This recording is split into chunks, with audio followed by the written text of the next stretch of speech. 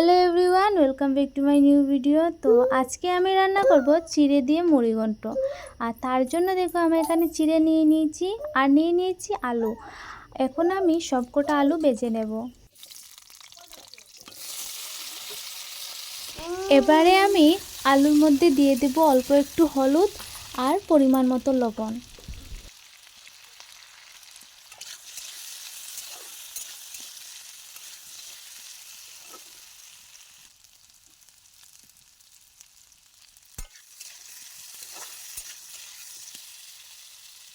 আলুগুলো ভালোভাবে ভেজে নিয়েছি। এবার সবকটা আলু আমি নামিয়ে নেব আর ওই তেলের মধ্যে আমি চিড়েগুলো ভেজে নেব।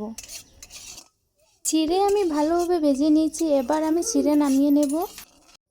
কড়াই গরম হয়ে গেছে। এবার এর মধ্যে দিয়ে দেব তেল আর অল্প একটু পুরন আর দিয়ে দেব দুটো তেজপাতা। পুরন আমি ভালোভাবে ভেজে নিয়েছি। এবার দিয়ে দেব ভেজে রাখা চিড়ে।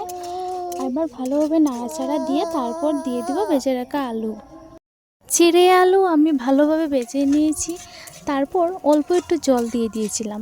তারপর দিয়ে দেব আমি সব মশলা।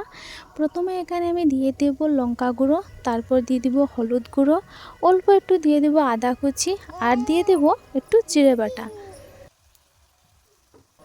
সব মশলা দিয়ে ভালোভাবে আমি কষিয়ে নেব। তারপর দিয়ে দেব পরিমাণ মতো জল।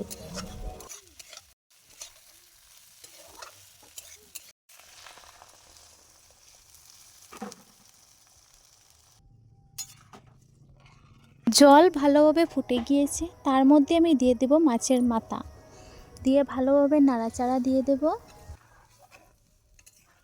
তরকারিটা প্রায় হয়ে এসেছে। দেখো জলটাও ফুটে গিয়েছে।